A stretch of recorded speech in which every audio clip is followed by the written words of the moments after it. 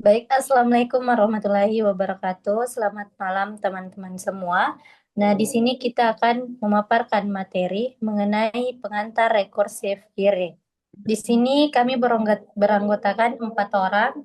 Ada Andias Tuti, saya sendiri, Nur Aisyah Fadlia Faisal, Abil Alam, dan Hairil Anwar.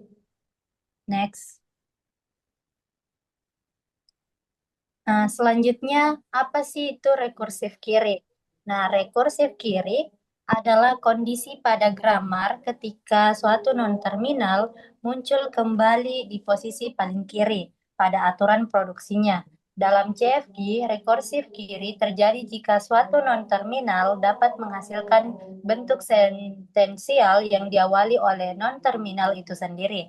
Nah, bentuk umum rekursif kiri yaitu ada A non terminal, kemudian ada alfa, ada beta. Kemudian artinya simbol A menghasilkan uh, simbol non terminal menghasilkan non terminal kembali di sebelah kiri sehingga proses penurunan dapat terjadi berulang. Next.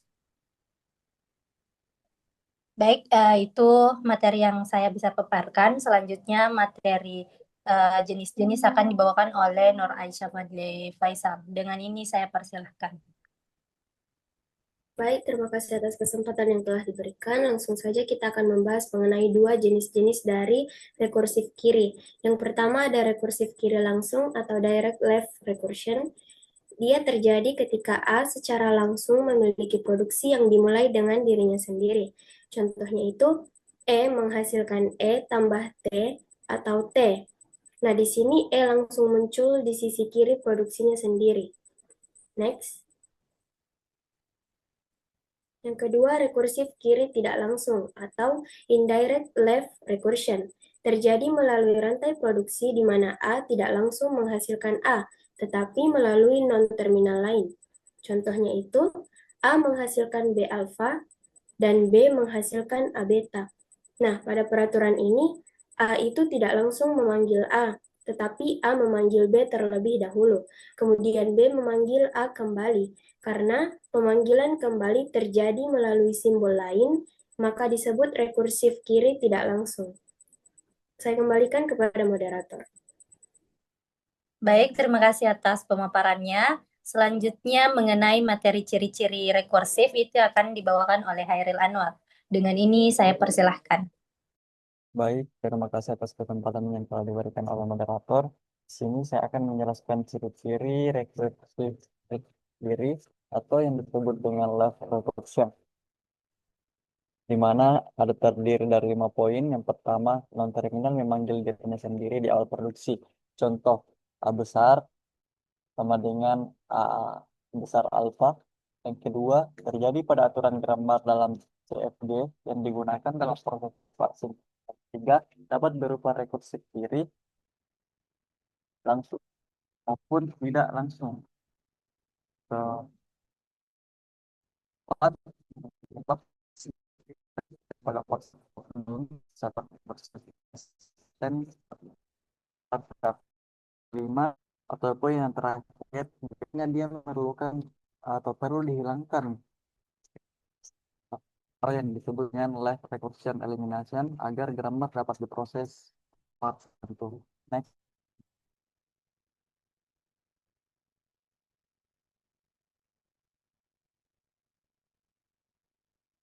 Oke, selanjutnya dampak rekursif kiri atau left recursion terdapat 4 poin. Poin yang pertama, infinite recursion pada parser top down, di mana grammar yang memiliki rekursif kiri menyebabkan parser terus memanggil aturan yang sama tanpa henti. Yang kedua, menurunkan efisiensi proses parsing, di mana proses analisis struktur kalimat atau kode program menjadi lebih kompleks dan tidak efisien.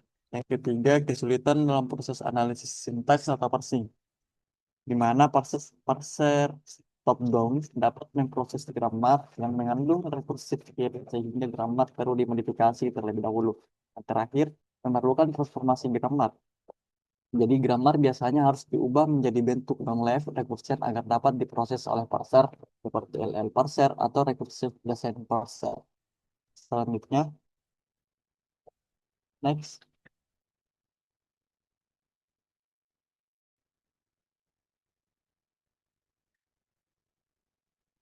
Nah, selanjutnya cara menghilangkan rekursif kiri. Langkah-langkah menghilangkan rekursif kiri. Misal grammar A besar menghasilkan A besar alfa atau bisa juga menghasilkan beta. Keterangannya di sini A besar dengan alfa bagian rekursif dan beta memproduksi yang tidak diawali dengan A besar. Grammar tersebut diubah menjadi A besar menghasilkan beta A prime dan A prime menghasilkan alpha A prime atau bisa juga menghasilkan epsilon. Jadi keterangannya A prime adalah non-terminal baru dan juga epsilon berarti string kosong. Contohnya grammar awal E, E besar menghasilkan E besar tambah atau plus T besar bisa atau juga bisa menghasilkan T besar. Jadi setelah dihilangkan rekursif kirinya itu E besar tambah E prime. E prime menghasilkan tambah T besar dan E prime atau bisa juga epsilon. Mungkin cuman itu yang dapat saya paparkan. Lebih dan kurangnya mohon maafkan. Saya serahkan kembali kepada moderator. Baik, selanjutnya di sini saya akan membahas tentang contoh pengalihan rekursif kiri atau left recursion. Yang dimana seperti kita ketahui tadi teman saya sudah menjelaskan bahwa aturan umum untuk rekursif kiri ini yang dimana A besar ini bisa menghasilkan A besar alfa. Dan untuk A atau B, untuk yang garis horizontal itu disebut dengan atau. Maka grammar diubah menjadi seperti yang kita lihat pada gambar, A besar menghasilkan beta aksen, A aksen, dan A aksen menghasilkan alfa A aksen atau epsilon. Oke, next. Nah, yang pertama yaitu contoh 1. Kita di sini membahas tentang pola dasar pengalihan rekursif kiri. Seperti yang kita ketahui pada grammar awal di sini ada A besar. A besar itu sama dengan non-terminan, yang dimana di sini dia menghasilkan A besar A kecil, A atau B.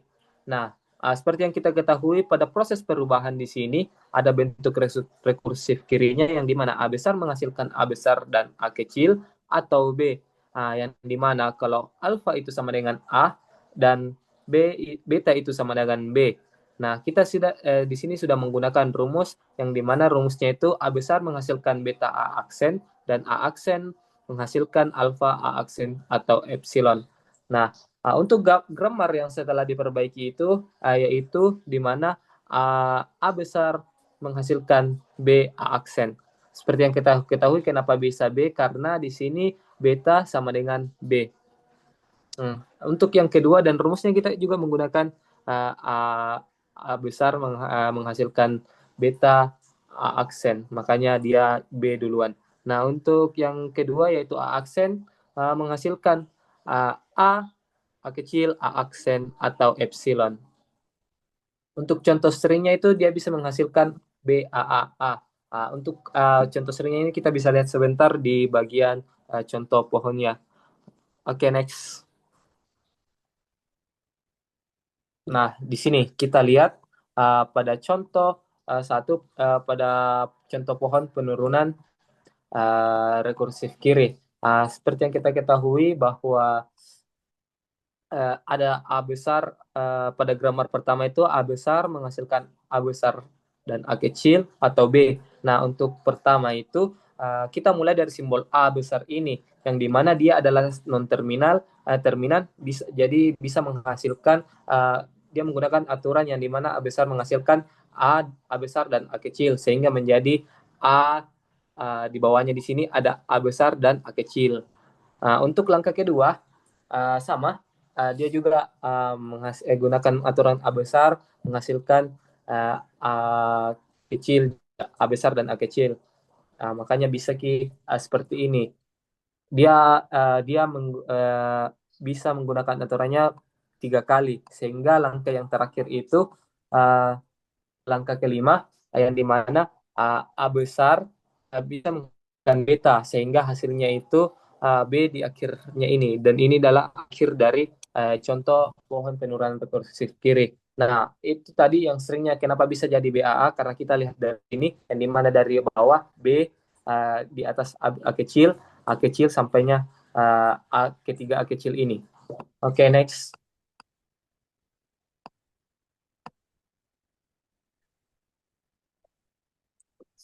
Lanjut, contoh kedua yaitu ekspresi penjumlahan.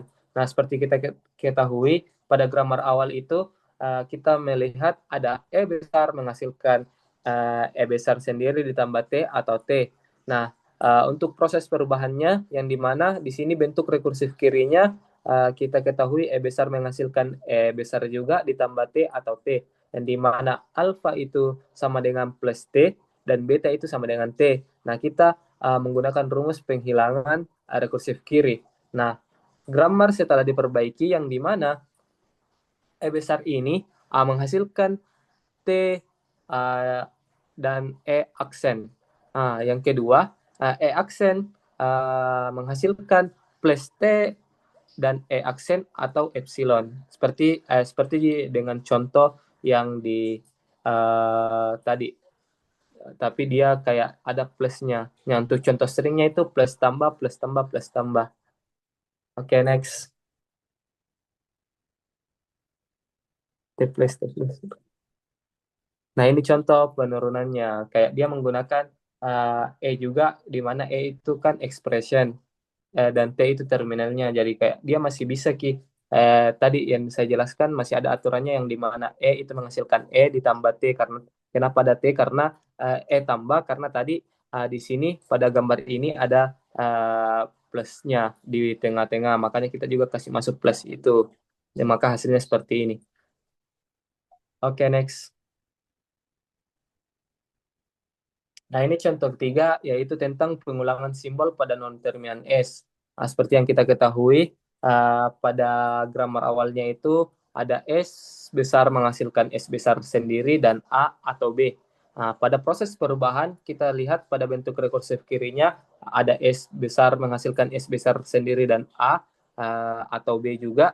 Maka kita ketahui bahwa A itu adalah terminannya dan B kecil juga itu adalah terminan, makanya kita ketahui alfa itu sama dengan A dan beta itu sama dengan B juga. Nah, kita menggunakan dan tambahkan non-terminan baru atau S aksen.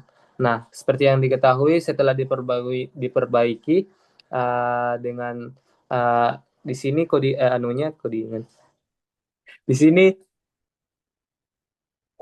grammar setelah diperbaiki ada S menghasilkan B dan S aksen.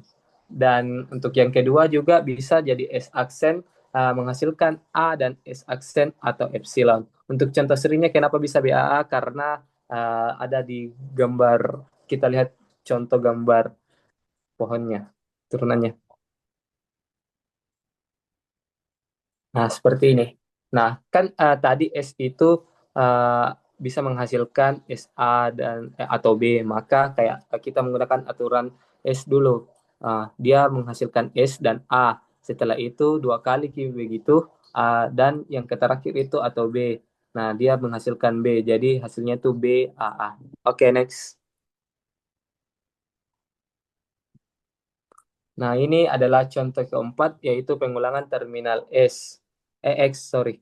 Nah, kita ketahui grammar awalnya itu ada B besar menghasilkan B besar dan X atau Y, yang dimana pada proses perubahannya itu bentuk rekursif kirinya, yang dimana B besar menghasilkan B besar X atau Y. Yang kita ketahui alfanya itu adalah X dan betanya adalah Y. Nah, kita di sini membuat non-terminan baru, yaitu B aksen. Nah, grammar setelah diperbaiki, yang di mana B menghasilkan Y dan B aksen. Nah, untuk yang kedua yaitu dia juga menghasilkan B aksen menghasilkan X, B aksen, atau epsilon. Contoh seringnya yaitu YXX seperti di gambar ini. Sama di aturannya guys. Ini aturannya kayak dia B menghasilkan BX, makanya dia ada B di sini dan X dan bisa menghasilkan YXX. Oke, next. Nah, untuk contoh yang terakhir yaitu tentang string numerik sederhana yang dimana grammar awalnya seperti yang kita lihat di sini ada R menghasilkan R 0 atau 1. Nah, proses perubahannya seperti yang kita ketahui bahwa bentuk rekursif kirinya itu ada R menghasilkan R0 atau 1 yang dimana absen itu adalah alfa itu adalah 0 dan beta itu sama dengan 1. Nah, kita di sini membuat non-terminal baru yaitu R aksen. Yang dimana grammar setelah diperbaiki yang dimana R menghasilkan 1 R aksen dan R aksen menghasilkan 0 R aksen sama atau epsilon. Nah, contoh seringnya itu jadi 100 seperti di gambar ini. Nah, seperti ini guys, 100. Karena R itu menghasilkan R dan 0 dua kali dan terakhir itu dia juga R bisa menghasilkan 1, makanya 100. Next. Mungkin hanya itu yang bisa saya sampaikan. Selebihnya saya ucapkan terima kasih. Baik, terima kasih atas pemaparan materi yang telah diberikan. Nah, selanjutnya saya akan membacakan kesimpulan dari materi hari ini. Next. Nah, kesimpulan materi pada hari ini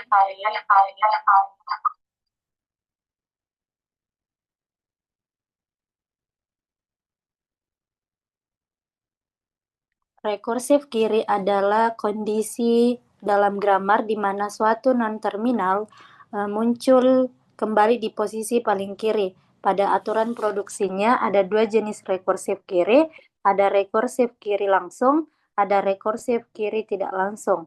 Nah, ciri-ciri rekursif kiri termasuk kesulitan dalam proses parsing yang dapat menyebabkan infinite recursion pada parser top-down. Oleh karena itu, rekursif kiri perlu dihilangkan untuk memudahkan pemrosesan oleh parser tertentu. Nah, metode penghilangan rekursif kiri meliputi pengubahan grammar dengan menambahkan non-terminal dan memformat kembali aturan produksi agar tidak menghasilkan rekursif kiri. Nah, hal ini penting agar parsing menjadi lebih efisien dan tidak terjebak dalam proses yang tidak terbatas.